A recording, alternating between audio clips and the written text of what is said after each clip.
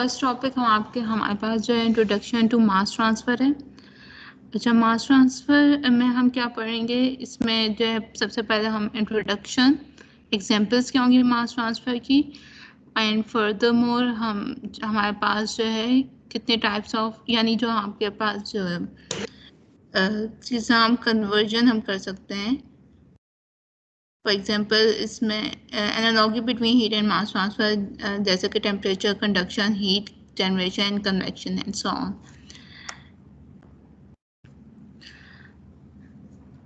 सबसे पहले हमारे पास जो फंडामेंटल ट्रांसफ़र प्रोसेसेस होते हैं, हमारे पास 3 टाइप्स के होते हैं। एक मोमेंटम ट्रांसफ़र है, एक हीट ट्रांसफ़र है, एक मास ट्रांसफ़र है। नाउ मास ट्रांसफ़र होता क्या है? मास ट्रांसफ़र हमारे पास होता है जब आपके पास जो मॉलिक्यूल्स हैं वो जो है due to concentration difference, that is concentration gradient की वजह से जो है वो उसमें जो है ट्रांसफ़र प्रोसेस हो रहा होता है विद इन द मॉलिक्यूल्स मास का। अब जो मास ट्रांसफ़र जो है हमारे पास गैस में भी हो सकती है, लिक्विड में भी हो सकती है, सॉल्यूशन में भी हो सकती है और सॉलिड में भी हो सकती है। मगर सबसे ज़्यादा रैपिड मास ट्रांसफ़र होता है जब आपके पास गैस में हो सकती है, सही। सबसे रैपिड मास ट्रांसफ़र गैस में होता है, then liquid and then solid में। मास ट्रांसफ़र उस वक्त होगा जब आपके पास कंसंट्रेशन ग्रेडियंट होगा। अगर कंसंट्रेशन ग्रेडियंट आपके पास 0 है तो आपके पास मास ट्रांसफ़र नहीं होगा। बेसिक मैकेनिज्म्स आपके पास सेम रहेंगे, गैस के लिए भी, लिक्विड के लिए भी और सॉलिड के लिए भी। अच्छा, कंसंट्रेशन क्या होती है? कंसंट्रेशन डिफरेंस की बात की, ग्रेडियंट या कंसंट्रेशन डिफरेंस की बात की जाए तो हम कंसंट्रेशन के बारे में भी हम सबसे पहले जो है देखेंगे। कंसंट्रेशन आपके पास क्या है? अगर हम इन टर्म्स ऑफ मॉलिक्यूल्स की बात कर रहे हैं तो molecules divide by metre cube, यानी जितने भी नंबर ऑफ मॉलिक्यूल्स जो हैं वो प्रेजेंट हैं पर यूनिट वॉल्यूम। इसी तरह मॉलिकुलर कंसंट्रेशन की बात की जाए तो number of moles of any species present in a unit volume, जिसकी यूनिट आपके पास किलोमोल पर मीटर क्यूब है। इसी तरह अगर हम मास कंसंट्रेशन की बात करें तो आपके पास मास कंसंट्रेशन क्या होगा? Mass of any species per unit volume, KG पर मीटर क्यूब। आपके पास कंसंट्रेशन ग्रेडियंट और कंसंट्रेशन डिफरेंस में क्या फ़र्क है? कंसंट्रेशन ग्रेडियंट सबसे पहले आपके पास क्या है? किसी भी change in concentration with respect to its position, that is delta C divide by delta X. अगर हम डेल्टा एक्स को चेंज इन पोजीशन कह रहे हैं तो आपके पास डेल्टा सी क्या है? आपके पास चेंज इन कंसंट्रेशन, जिसे हम कंसंट्रेशन डिफरेंस कह सकते हैं। फिक्स लॉ, आपके पास जो है मास ट्रांसफर में फिक्स लॉ होता है, सही, मेन। और जो फिक्स लॉ के अकॉर्डिंग आपके पास जो है कोई जो भी कमोडिटी है उसमें जो मास ट्रांसफर किस तरह हम एक्सप्रेस कर सकते हैं। Rate of flow of any commodity is directly proportion to the concentration gradient. अच्छा, यहाँ पे कंसंट्रेशन ग्रेडियंट जो है आपके पास क्या है? D C over D X, सही, और directly proportional to the normal area. Proportionality sign जब रिमूव होगा तो आपके पास एक प्रोपोर्शनलिटी कांस्टेंट आएगा जिसे हम डिफ्यूजन कोफिशिएंट भी कह सकते हैं। और ये क्या बताएगा आपको पास कि आपके पास कितनी फास्ट जो है डिफ्यूजन हो रही है। जितनी फास्ट डिफ्यूजन होगी उतनी ज़्यादा आपके पास जो है जो कोफिशिएंट की वैल्यू होगी वो ज़्यादा होगी। और ये आपके पास लीनियर रिलेशनशिप शो कर रहा है, fix law between the rate of diffusion of any chemical species and the concentration gradient of that species. यहाँ पे नेगेटिव साइन जो है इसलिए आया हुआ है बिकॉज आपके पास DCA, that is the change in concentration from the final to the initial. Final यानी C2 माइनस C1 हो रहा है यहाँ पे, और यहाँ पे DX क्या है? X2 माइनस X1 हो रहा है, सही। तो आपके पास फाइनल कंसंट्रेशन हमेशा जो है लोअर होती है, इनिशियली आपके पास जो है हायर कंसंट्रेशन होती है, that is lower value minus higher value की है, तो इसमें इसकी वजह से माइनस साइन यहाँ पे जो आ जाता है, सही। अब इस माइनस साइन को पॉजिटिव करने के लिए यहाँ पे माइनस साइन से मल्टीप्लाई किया हुआ है। कम्युनिटी क्या होता है? क्या चीज? कम्युनिटी क्या होता है? आपने दिखाया the rate of flow of community. अच्छा, इसमें rate of flow of commodity यानी यहाँ पे ये क्यू है, सही है। जब भी कोई rate of flow of commodity हो रहा है उसमें मैं बात कर रही हूँ। अब कंसंट्रेशन डिफरेंस जो है वो आपके पास क्या होगा, फाइनल माइनस इनिशियल, सही है, divide by x2 minus x1, सही। अब फाइनल जो है वो आपके पास कंसंट्रेशन हमेशा जो है लोअर होगी और जो इनिशियल जो कंसंट्रेशन है वो आपके पास हायर होती है। इसी वजह से आपके पास जो मास ट्रांसफर हो रहा होता है, इस वजह से यहाँ पे माइनस साइन, यहाँ पे DCA को हटा के x2 बल्कि CA2 माइनस CA1 होगा, तो इसका मतलब है ये यहाँ पे माइनस साइन जो है नेगेटिव टर्म आ रही है। इस वजह से नेगेटिव टर्म को पॉजिटिव करने के लिए यहाँ पे नेगेटिव टर्म मल्टीप्लाई किया है। यहाँ पे डिफ्यूजन फिनोमेना की बात करें तो आपके पास जो है थर्मल डिफ्यूजन भी होती है, प्रेशर डिफ्यूजन भी होती है। थर्मल डिफ्यूजन आपके पास तब होती है जब आपके पास टेम्परेचर ग्रेडियंट होता है। वैसे तो आपके पास जो है नेग्लिजिबल होती है थर्मल डिफ्यूजन, मगर जब आपके पास टेम्परेचर ग्रेडियंट बहुत ज़्यादा होगा तब आपके पास थर्मल डिफ्यूजन जो हम इनकाउंटर कर होंगे। प्रेशर डिफ्यूजन आपके पास सेम आपके पास नेग्लिजिबल होगी, और ये जो है तब हम कंसिडर कर रहे होंगे जब आपके पास प्रेशर ग्रेडियंट बहुत ज़्यादा होगा। और प्रेशर डिफ्यूजन जो है diffusion due to pressure gradient होती है। फोर्स डिफ्यूजन और नर्सर डिफ्यूजन क्या होती है?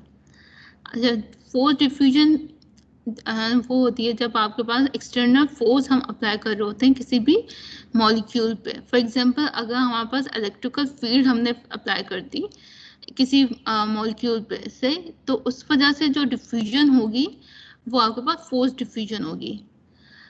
इसके एग्जांपल ये है कि फोर्स डिफ्यूजन उस वक्त होती है जैसा कि इलेक्ट्रिकल फील्ड जब हमने इम्पोज कर दिया इलेक्ट्रोलाइट पे। फॉर एग्जांपल जब हम चार्ज कर रहे हैं ऑटोमोबाइल बैटरी, सही, उस वजह से जो डिफ्यूजन हो रही है वो आपके पास फोर्स डिफ्यूजन है।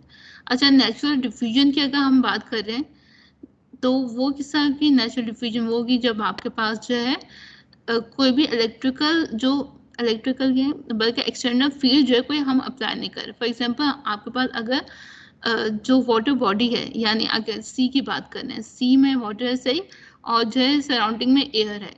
अब जो वाटर जो एवेपोरेट हो रहा है, सही है, मास ट्रांसफर हो रहा है, सही है, वो वाटर जो है इसका मास, वाटर मॉलिक्यूल्स का मास ट्रांसफर हो रहा है इनटू द एयर, सही, that is the natural diffusion. अच्छा, नाउ नर्सन डिफ्यूजन क्या आपके पास है? जब डिफ्यूजन जो है पोरस सॉलिड्स में हो रही है, सही, तब उस डिफ्यूजन को हम नर्सन डिफ्यूजन करेंगे।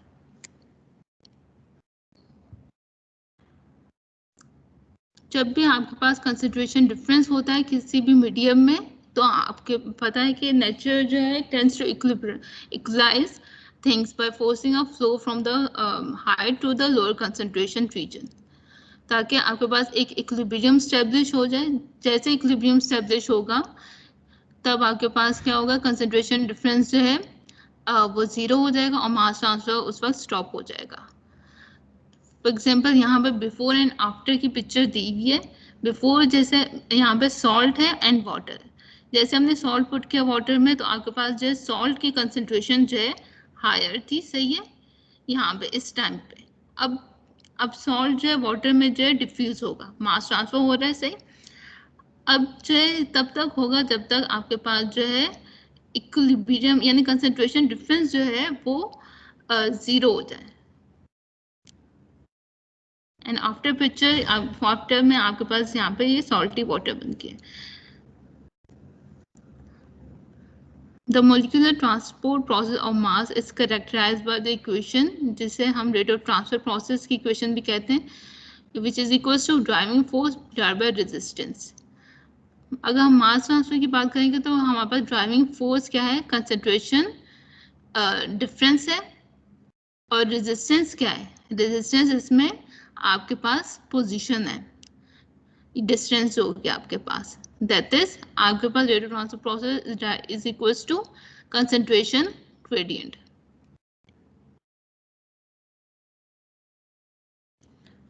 कुछ एग्जांपल्स हैं मास ट्रांसफर प्रोसेसेस की विद रिस्पेक्ट टू फेजेस, जैसे कि liquid, gas and solids. Gas to gas mass transfer processes में आपके पास डिफरेंट एग्जांपल्स दी हुई हैं, जैसा कि हमारे पास mass transfer between nitrogen and oxygen है। जब आपके पास पार्टीशन मूव किया हुआ, राइट साइड पे आपके पास जो है ये एक पिक्चर है और एक अबव वाली पिक्चर है।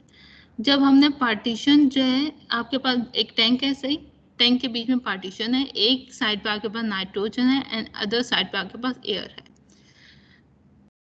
पहले तो आगे पर पार्टीशन जो है रिमूव नहीं की हुई, सही है, तो आगे पर नाइट्रोजन और ऑक्सीजन दोनों जो है उनकी 1:1 कंसेंट्रेशन है, इनके अपने रीजन्स हैं, इनके अपने कंपार्टमेंट्स में। जैसे ही हमने क्या किया, जो कंपार्टमेंट है, जो डिवीजन है, वो जो है रिमूव की, तो आपके पास जो है नाइट्रोजन के मॉलिक्यूल्स जो है एयर के मॉलिक्यूल्स में डिफ्यूज होने स्टार्ट हो जाएंगे और एयर के मॉलिक्यूल्स नाइट्रोजन के मॉलिक्यूल्स में जो है डिफ्यूज होना स्टार्ट हो जाएंगे। अगर आपके पास जो यहाँ पे इनिशियल कंसंट्रेशन नाइट्रोजन की 1 थी, पार्टीशन मूव करेंगे तो आपके पास कितनी हो जाएगी, 0.79 हो जाएगी, बिकॉज हम इसे रिमूव कर रहे हैं और ऑक्सीजन हम इन्वायरमेंट के जो है उसमें पास ऑन कर रहे हैं। इसी तरह आपके पास जो है इनिशियली आपके पास यहाँ पे तो 1 था, सही, अब ये जो 0.79 हुई, बाकी आपके पास कितने जो है 0.21 रह के, सही, 0.21 आपके पास ऑक्सीजन जो है उसकी कंसेंट्रेशन है, यहाँ पे 0.21। When the partition is removed, the nitrogen molecules will start diffusing into the air while the oxygen molecules diffuse into the nitrogen. अगर हम जो है वेट करेंगे तो आपके पास एक होमोजेनियस मिक्सचर बन जाएगा of nitrogen and oxygen.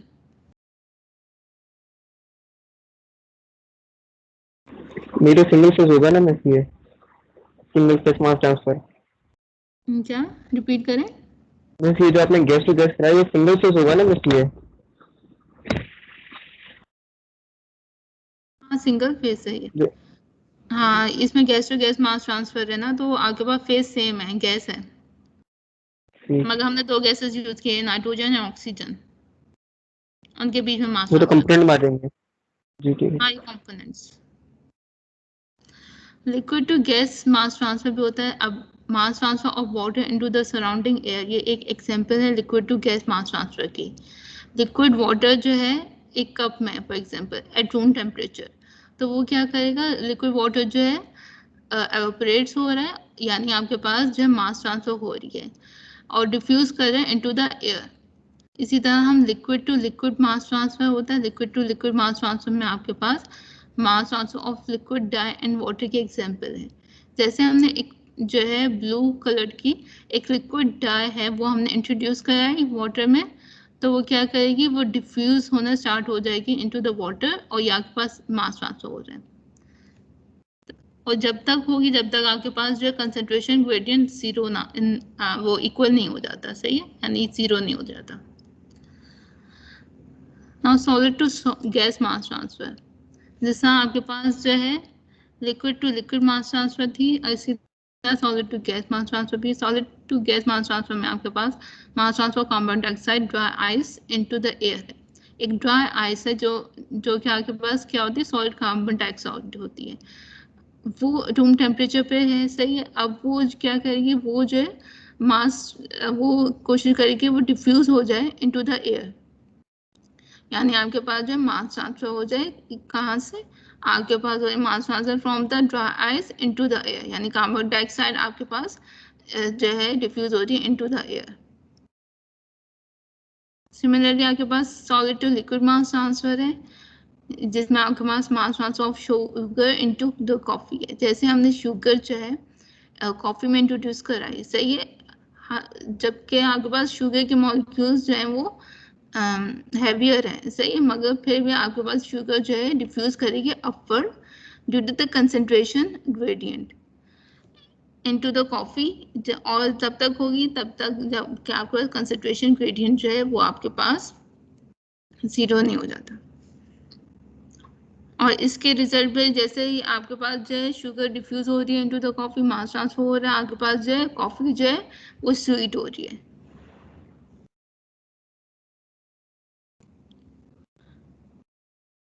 Mass transfer of pencil colour into the water, जैसे आपके मॉलिक्यूल्स जो हैं कलर्ड पेंसिल के, जैसे ही हम इंसर्ट करेंगे into the glass of water, it will diffuse into the water as it is evidenced by the gradual spread of color in the water. इसी तरह आपके पास गैस जो लिक्विड मास ट्रांसफर भी होती है, जैसे कि आपके पास mass transfer of oxygen into the water. Small fraction of oxygen जो है वो जो है into the air diffuses into the water and meets oxygen demands of the marine life. जैसा कि अभी आपके पास जो है ऑक्सीजन जो होगी एयर में मौजूद होगी, सही है। अब वो जो है क्या करेगी, वो जो ऑक्सीजन है वो एयर, वो जो वाटर जो है उसमें जो डिफ्यूज होगी। अब डिफ्यूज हो रही है, सही, यानी मास ट्रांसफर हो रहा है। अब मास ट्रांसफर होने की वजह से क्या होगा, जो मैरीन लाइफ है यानी आपके पास जो फिशेस हैं, सही है, वो जो है उनकी जो ऑक्सीजन डिमांड होगी वो मीटअप हो रही होगी।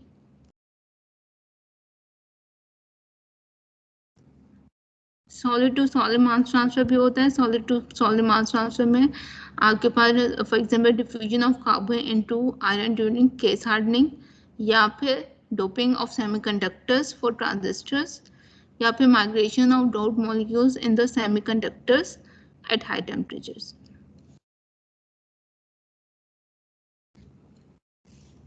Now analogy between heat and mass transfer. Analogy between heat and mass transfer में सबसे पहले E=mc² की इक्वेशन है, सही है, यानी एनर्जी जो है कन्वर्ट हो सकती है इनटू मास। C आपके पास स्पीड ऑफ लाइट है। Now analogy between heat and mass transfer में आपके पास 4 जो है पैरामीटर्स होते हैं, एक temperature, conduction, heat generation and convection. Now first of all temperature की तरफ जाते हैं, सही। टेम्परेचर आपके पास जो है डिग्री ऑफ हॉटनेस होती है, सही, और coldness. The driving force for the heat transfer is the temperature difference होते हैं, जबकि आपके पास driving force for the mass transfer आपके पास कंसंट्रेशन डिफरेंस होता है। We can view the temperature as a measure of the heat concentration, जिसका और जो है जबकि heat concentration and thus high temperature region वो होगा जहाँ पे जो हाई हीट कंसंट्रेशन होगी। जैसा कि आपके पास ये जो है हीट, दो जो रीजन्स हैं, सही है, एक आपके पास इन टर्म्स ऑफ हीट बता रहे हैं, एक इन टर्म्स ऑफ मास बता रहे हैं। यहाँ पे हीट कंसंट्रेशन कहाँ पे ज़्यादा होगी, जहाँ पे आपके पास टेम्परेचर ज़्यादा होगा। 70 डिग्री सेंटीग्रेड है और दूसरी साइड पे आपके पास 10 डिग्री सेंटीग्रेड। हीट कंसंट्रेशन यहाँ पे ज़्यादा है, सही। जहाँ पे हीट कंसंट्रेशन ज़्यादा है वहाँ से आपके पास जो है हीट फ्लो होना यानी हीट ट्रांसफर होना स्टार्ट हो जाएगा from the left to the right side, because आपके पास 70 डिग्री सेंटीग्रेड हाई टेम्परेचर आपके पास लेफ्ट पे था, सही। देन आपके पास अगर इन टर्म्स ऑफ मास की बात करें, मास ट्रांसफर की बात करें, तो आपके पास जहाँ पे मास कंसंट्रेशन कहाँ पे ज़्यादा होगी, जहाँ पे आपके पास जो कोई भी स्पीशी है उसकी जो है कंसंट्रेशन जो है यानी आपके पास वहाँ पे ज़्यादा हो। फॉर एग्जांपल यहाँ पे हम 70% कार्बन डाइऑक्साइड है एंड राइट साइड पे आपके पास 10% कार्बन डाइऑक्साइड है, तो आपके पास mass concentration region would be the region where the carbon dioxide was 70%. So आपके पास जो है mass transfer होगा from the left to the right, that is from the 70% carbon dioxide to the 10% carbon dioxide. Both heat and mass transfer occurs from high concentrated regions, जैसा कि मैं पहले बता चुकी हूँ, towards the lower concentrated regions. अगर आपके पास delta T, that is temperature difference जो है 0 होगा तो आपके पास heat transfer नहीं होगी।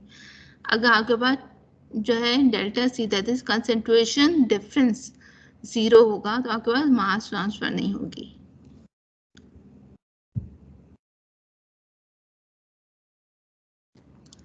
Now moving towards the conduction part.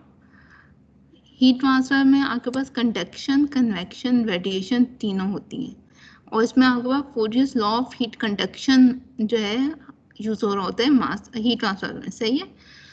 The rate of जो क्या आपके पास क्या है, the rate of heat conduction is directly proportional to the temperature gradient and area divided and area, सही। और जो proportionality constant है प्रोपोर्शनलिटी साइन है वो रिमूव करके आपके पास K आ जाता है, that is the heat constant, thermal conductivity है, सही है। अब मास ट्रांसफर जो होता है कंडक्शन और कन्वेक्शन से, कंडक्शन को हम डिफ्यूजन के नाम से बता रहे होते हैं, से फिक्स ऑफ डिफ्यूजन जो हम अप्लाई कर रहे होते हैं for mass transfer, that is rate of mass diffusion of any chemical species A in a stationary medium in the direction Z is directly proportional to the concentration difference, concentration gradient in that direction. That is m dot DIFF, that is the mass diffusion जो है is equals to minus DAB A DCA over DZ. पहले तो यहाँ पे proportionality constant था, proportionality sign था, से उसे हटा के आपके पास माइनस DA भी आ जाएगा। DCA और DZ आपके पास जो है कंसंट्रेशन ग्रेडियंट है, A आपके पास एरिया है उस जो है स्टेशनरी मीडियम का, DA भी आपके पास जो है प्रोपोर्शनलिटी कांस्टेंट है जिसे हम डिफ्यूजिविटी भी बोलते हैं। माइनस साइन जो है जिसका मैंने पहले बताया था, माइनस साइन इसलिए यूज हुआ है बिकॉज आपके पास जो है जो कंसंट्रेशन डिफरेंस है वो नेगेटिव में आ रहा है, बिकॉज फाइनल माइनस इनिशियल करते हैं तो आपके पास फाइनल कंसंट्रेशन आपके पास वो कम होती है, सही। तो कम वैल्यू से लो वैल्यू में से अगर हम हाई वैल्यू को माइनस करें तो नेगेटिव टर्म आती है, सही। इसको पॉजिटिव करने के लिए यहाँ जो है माइनस साइन मल्टीप्लाई हुआ। अच्छा, और ये मास डिफ्यूजन जो है इसे ये अगर डिवाइड हुआ एरिया से, सही है, तो क्या बन जाएगा आपके पास फ्लक्स बन जाएगा, that is the mass flux. So mass flux of a species जो है क्या होगा, due to diffusion is JA DIFF equals to minus DAB DCA over DZ। यहाँ पे आपके पास जो है टेम्परेचर प्रोफाइल और यहाँ पे कंसंट्रेशन प्रोफाइल गिवन है, सही। अब इसमें जो है फोरियर लॉ आप यहाँ पे अप्लाई किया हुआ है, सही। Q कंडक्शन जो रेट ऑफ हीट ट्रांसफर है, rate of heat flow due to conduction equals to minus KA DT over DX। इसी तरह concentration profile of any of species A जो है यहाँ पे शो की हुई है, in the direction of X है, सही है, बिकॉज आपके पास है जो डिस्टेंस है, सही है, वो इन टर्म्स ऑफ यहाँ पोजीशन जिसे हम कह सकते हैं वो इन टर्म्स ऑफ X बताएगी। A आपके पास एरिया है। Heat generation, so heat generation से हम रेफर कर रहे हैं कि it is the conversion of some form of energy, जैसा कि आपके पास इलेक्ट्रिकल, केमिकल या न्यूक्लियर एनर्जी है, into sensible thermal energy in the medium. अच्छा, सेंसिबल थर्मल एनर्जी से क्या मुराद है, सेंसिबल हीट वो होती है आपके पास जिसमें आपके पास फेस चेंज नहीं हो रहा होता, सही। टेम्परेचर जो है आपके पास चेंज हो रहा होता है, फेस चेंज नहीं होता उसमें। अच्छा, इसमें हीट जनरेशन में आपके पास टू टाइप्स आ गए, एक आपके पास होमोजीनियस रिएक्शंस आ गए and second is heterogeneous reaction. Now homogeneous reaction क्या होता है, ये आपके पास जो है वॉल्यूमेट्रिक फिनोमेना होता है, कोई भी मास ट्रांसफर जो है जिसमें इन्वॉल्व हो रहे हैं केमिकल रिएक्शंस है, अगर ये विद इन द मीडियम हो रहा है, सही, तो that is the homogeneous reaction. और इसकी विद इन द मीडियम ये जो है केमिकल रिएक्शन हो रहा है, मास ट्रांसफर हो रहा है, तो जाहिर सी बात है इसमें जनरेशन जो वो होगी कोई भी स्पीशी की थ्रू आउट द मीडियम होगी, और ये विद इन द मीडियम जो है ये जो है प्रोडक्ट जो है फॉर्म होगा। Therefore species generation is volumetric phenomena and furthermore the rate of generation जो है वो वेरी करेगा from point two the point in the medium. Such reactions को हम कहते हैं जो कि मीडियम में हो रहे होते हैं कि होमोजीनियस रिएक्शंस हैं and analogous to internal heat generation, यानी इसकी वजह से जो हीट जनरेशन जो होगी वो होगी internally in the medium. Heterogeneous reactions क्या होते हैं, कुछ केमिकल रिएक्शंस होते हैं जो है स्पीशीज जनरेट करते हैं एट द सरफेस, मीडियम में नहीं करेंगे, एट द सरफेस करेंगे as a result of chemical reactions जो कि हो रहा होगा एट द सरफेस और जो सरफेस पे हो रहा है केमिकल रिएक्शन ये बिकॉज सरफेस पे हो रहा है और यहाँ पे जो है कांटेक्ट किसके बीच में हो रहा है, बिटवीन द मीडियम और सराउंडिंग के बीच में जो है कांटेक्ट होने की वजह से सरफेस पे जो है आपके पास जो है प्रोडक्ट फॉर्म हो रही होगी। ये आपके पास सरफेस फिनोमेना होता है, इसे हम हेटेरोजेनियस रिएक्शन भी कहते हैं। And the analogous to specified surface heat flux. Now moving towards the convection.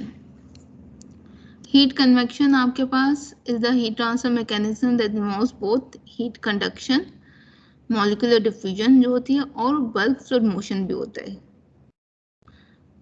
इसमें आपके पास जो है जो इक्वेशन है हीट कन्वेक्शन की वो क्या है, Q dot CONV equals to HCONV AS TS minus T infinity. That is, rate of heat transfer due to convection is directly proportional to the area and the temperature difference between the surface and the surrounding. Likewise, mass convection जो होता है जिसे हम convective mass transfer भी कह सकते हैं, ये यहाँ पे mass transfer mechanism है between a surface and a moving fluid that involves both mass diffusion and bulk fluid motion. Fluid motion की वजह से क्या होगा, आपके पास जो मास ट्रांसफर है वो इनहेंस हो जाएगा by removing the high concentration fluid near to the surface and replacing it with the lower concentration region farther away. Mass convection की जो आपके पास इक्वेशन है वो m डॉट CONV को से h मास AS CS minus C infinity. CS आपके पास क्या है, कंसंट्रेशन एट द सरफेस है और जो सराउंडिंग का जो कंसंट्रेशन है वो C इंफिनिटी के टर्म में शो हुआ है। ये आपके पास एरिया है स्पीशी का और H मास आपके पास मास ट्रांसफर कोफिशिएंट है। यहाँ पे HCONV आपके पास हीट ट्रांसफर कोफिशिएंट था।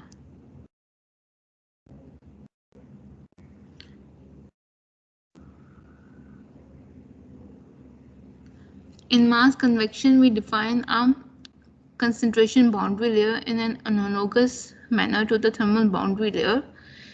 और हम कुछ define करते हैं dimensionless numbers जिस तरह के the counterparts of the Nusselt and Prandtl number. Furthermore, आपके पास rate of heat convection और for the external flow जो है is expressed as the Newton's law of cooling जो मैं पहले बता चुकी हूँ, और जब आपके पास rate of mass convection जो है वो इस टर्म में जो स्पेसिफाई होता है जो कि यहाँ पे मैंने बता चुकी हूँ। Now Fick's law. Fick's law जो आपके पास according to Fick's law for one dimensional steady state molecular diffusion. अच्छा, वन डायमेंशनल की बात कर रहे हैं, यानी आपके पास जो है इसमें जो डायमेंशन है यानी आपके पास जो पैरामीटर होगा पोजीशन का वो एक ही जो इनकाउंटेड होगा। The molar according to Fick's law के पास जो है जो स्टेटमेंट है वो क्या है, अगर हम मोलर फ्लक्स की बात करें, पहले हम मास फ्लक्स की बात कर रहे थे, that is the molar flux of a component in a frame of reference moving with the molar average velocity proportional to the concentration gradient of that component. या फिर हम इससे भी कह सकते हैं कि rate of mass diffusion of any chemical species in a stagnant medium in a specified direction जो है is directly proportional to the concentration gradient in that direction of that component. अगर आपके पास A जो है component diffuse हो रहा है किसी भी binary mixture में जिसमें components क्या है A और B है, तो according to Fick's law आपके पास जो equation बनेगी वो क्या बनेगी, JA is directly proportional to the DCA over DZ, that is the expression. Now in terms of equation अगर बात कर रहे हैं तो proportionality साइन जो है वो जब रिमूव हुआ सही तो आपके पास DA भी आ गया और माइनस का साइन आ गया, इक्वल्स का साइन आ गया, that is आपके पास Fick's law equation for the component A जो कि डिफ्यूज हो रहा है into the component B. अच्छा, हमें किस तरह पता चल रहा है कि ए कंपोनेंट डिफ्यूज हुआ है into B by this equation, इससे पता चल रहा है बिकॉज जो है जे के जो है यहाँ पे ए शो हो रहा है, सही है लोअर साइड पे, इसका मतलब है कि यहाँ पे जो है जो मास ट्रांसफर किसका हो रहा है, ए कंपोनेंट का हो रहा है। अब किस कंपोनेंट में हो रहा है वो कहाँ से पता चलेगा, आपके पास जो डी है डिफ्यूजिविटी, जिसे हम डिफ्यूजन कोफिशिएंट भी कहते हैं, उसके जो सबस्क्रिप्ट पे यहाँ पे ए बी लिखा हुआ है, यानी ए कंपोनेंट जो डिफ्यूज हो रहा है इनटू द बी कंपोनेंट। और कंसंट्रेशन डिफरेंस आपके पास DCA है, ये आपके पास पोजीशन है। इस पूरे DC ओवर TZ को हम कंसंट्रेशन ग्रेडियंट कहते हैं। अच्छा, इसमें एक बात के हमने क्या देखा था, यहाँ पे एरिया मल्टीप्लाई हो रहा था ना पहले जब मैंने फिक्स लॉ मैंने दिखाया था आपको, एरिया यहाँ पे डिवाइड हो गया है, सही है। तो इस वजह से क्या हुआ था, JA यानी जो फ्लक्स है वो टर्म आ गई है, सही है। यानी इसका मतलब है JA क्या आपके पास MA डिवाइड बाय A, यानी mass of species A divide by A। JA is the molecular diffusion flux of component A in the z direction। इसकी यूनिट आपके पास है moles per unit area per unit time, यानी kilomole पर metre square second. DAB आपके पास molecular diffusivity है of molecule A and B, उसकी unit है metre square per second. CA जो है आपके पास कंसंट्रेशन है और species A, moles of A per unit volume that is mole पर मीटर क्यूब। Z आपके पास डिस्टेंस है ऑफ द डिफ्यूजन और उसकी जो यूनिट्स है वो मीटर है, दैट इज M।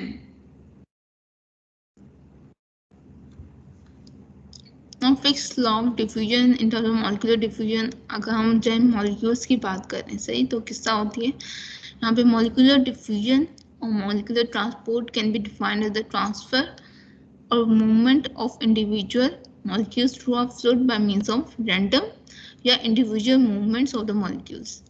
यहाँ पे random movements की वजह से आपके पास जो है random किसकी movements, molecular movements की वजह से आपके पास जो है मास ट्रांसफर हो रहा होता है, molecular diffusion हो रही होती है। अब molecular diffusion आपके पास कहाँ किस डायरेक्शन में हो रही है, सही है। अब A और B है, सही है। अब यहाँ पे A है, सही है। सेकंड पार्ट पे यहाँ पे जो है B है, सही है। A1 इस डायरेक्शन से, सही है। अब यहाँ पे सेकंड जो है डायरेक्शन यानी पोजीशन की तरफ जा रहे, सही है। अब यहाँ पे मॉलिक्यूल्स हैं, क्या पता यहाँ पे ज्यादा हो A के, सही है। अब यहाँ पे जो है मॉलिक्यूल्स जो है इसकी जिगजैग मोशन है, इसके जो है मूवमेंट्स की वजह से आपके पास जो है टुवर्ड्स सेकंड फेज जो है जा रहा है। If there are greater number of A molecules near point 1, say, then at point 2, then since molecules diffuse randomly in both directions, more molecules will diffuse from 1 to 2 than from the 2 to 1. That is because इस वजह से आपके पास arrow science भी जो है वो from A to A position 1 to A position 2 की तरफ, because A के यहाँ पे जो है ज़्यादा मॉलिक्यूल्स हैं एट पोजीशन 1 में। अगर आपके पास जो है पॉइंट 2 पे जो है A के मॉलिक्यूल्स ज़्यादा होते हैं तो आपके पास जो है 2 से A की तरफ मूव करता है और एरो के डायरेक्शन आपके पास जो है अपोजिट होते हैं। The net diffusion of A is from high to lower concentration regions, that is जहाँ पे यानी जहाँ पे हाई कंसेंट्रेशन रीजन होगा, सही है, A का, वहाँ से आपके पास जो है मॉलिक्यूलर डिफ्यूजन स्टार्ट होगी towards the lower concentration region. Two modes of mass transfer है आपके पास, मॉलिक्यूलर डिफ्यूजन आगे and convective mass transfer.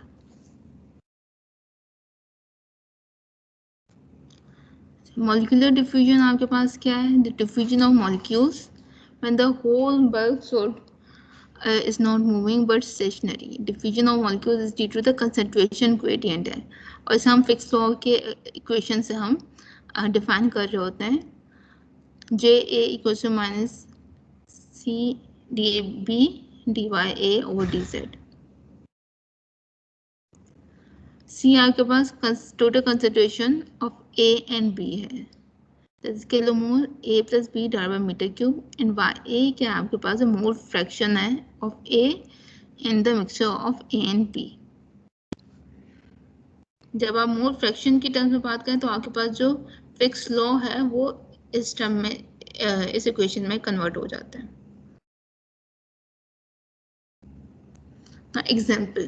Example जब हम करेंगे तब हम जो है ज़्यादा अंडरस्टैंडिंग होगी क्या हम किस तरह हम जो है फिक्स लॉ अप्लाई कर सकते हैं। फॉर एग्जाम्पल आपके पास एक मिक्सचर है हीलियम एंड नाइट्रोजन का गैस में, हीलियम एंड नाइट्रोजन गैस का, जो कि एक पाइप में है।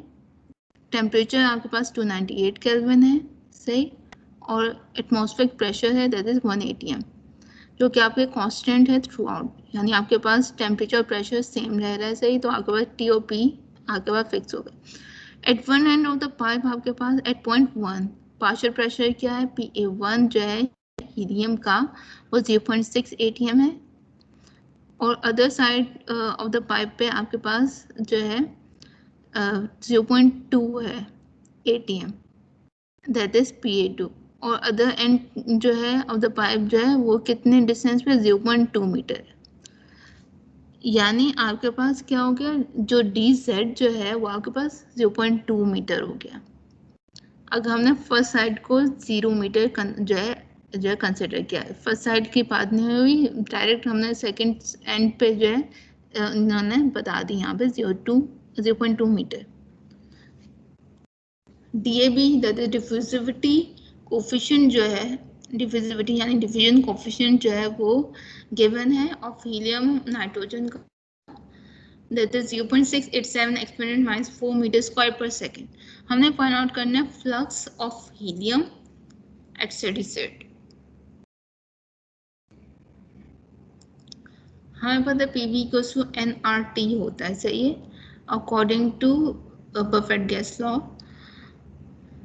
अब हमारे पास जो है N/V, यानी सिंपल यहाँ पर जो है शिफ्ट कर रहे हैं टर्म्स को, यहाँ पे N/V किसके इक्वल हुआ, PORT which is equals to C, सही। दैट इज द कंसंट्रेशन की आपके पास हमारी यानी मोस्ट डिवाइडेड बाय वॉल्यूम। मोस्ट डिवाइडेड बाय वॉल्यूम क्या होता है, कंसंट्रेशन होती है। Where N is kg mole A and P of A and B, और जब V आपके पास क्या वॉल्यूम है जो कि आपके पास मीटर क्यूब में, टेम्परेचर आपके पास केल्विन में, और जो आपके पास यूनिवर्सल गैस कांस्टेंट है R वो है 8314.3 metre cube pascal over kg mole kelvin. Furthermore आपके पास C क्या है, C आपके पास जो है kg mole A plus P divided by metre cube, that is N divided by V है, सिंपल। आपके पास इक्वेशन क्या थी, JA equals to minus DAB DC और DZ according to the Fick's law. Simple हम जो है जो DZ की टर्म है वो हम लेफ्ट साइड पे शिफ्ट करा देंगे, सही। Then for the steady state the flux JA in above equation आपके पास कांस्टेंट है, सही। यानी ये आपके पास जो इंटीग्रेशन साइन के बाहर जो है वो हम जो है रख सकते हैं, जो कांस्टेंट टर्म्स होती हैं। इंटीग्रेशन हम जो है अप्लाई कर देंगे। फर्दरमोर DAB आपके पास जो है क्या है, कांस्टेंट ही है ना, diffusion coefficient that is mass transfer coefficient, ये आपके पास जो है कांस्टेंट है। ये भी आपके पास जो है इंटीग्रेशन जो साइन है उसके बाहर जो है यहाँ पर है। फर्दरमोर हम क्या करेंगे, एक दो हमने जो इंटीग्रेशन साइन अप्लाई कर दिया, फर्दरमोर वो जो लिमिट्स हमने अप्लाई की हैं, सही। अब लिमिट्स इसमें क्या है, Z2 Z1 और CA2 और CA1 है, सही।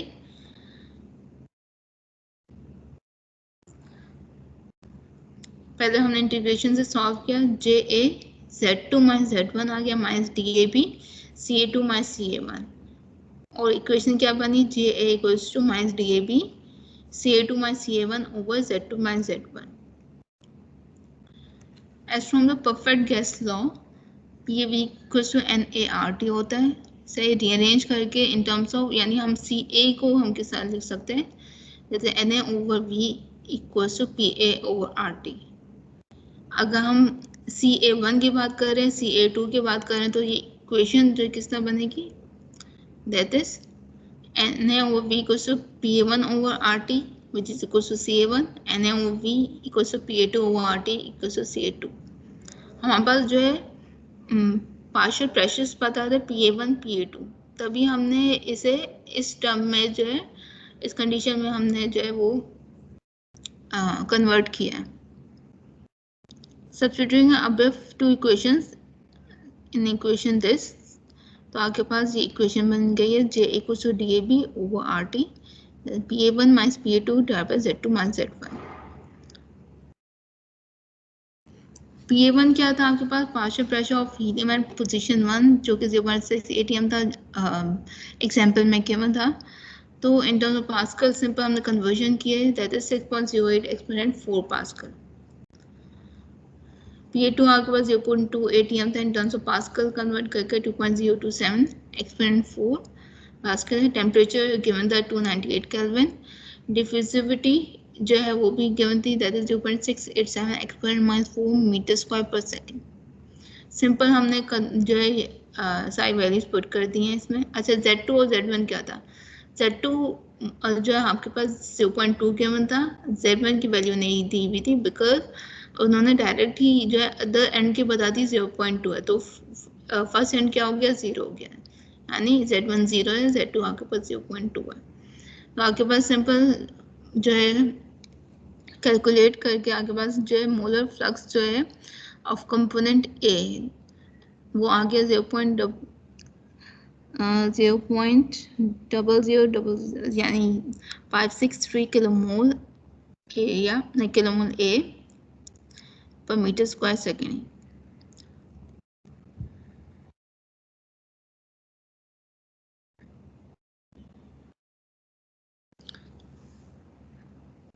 अगर हम प्रेशर जो है in ATMs are use with SI unit, सही है, तो आपके पास क्या होता है, सही है. अब इसमें आपके पास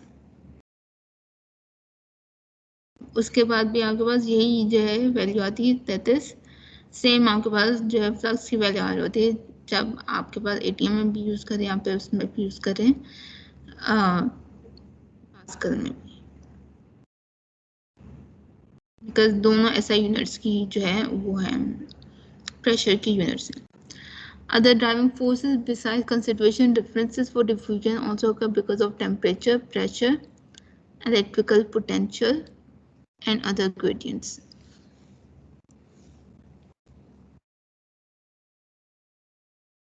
Now moving towards the convective diffusion. अच्छा, convective diffusion जो है ये मैं नेक्स्ट क्लास में करा देती हूँ, बिकॉज उसके बाद ही हम जो है टोटल मास ट्रांसफर जो है एंड ऑन हम पढ़ेंगे. सही, आज के लिए इतना ही.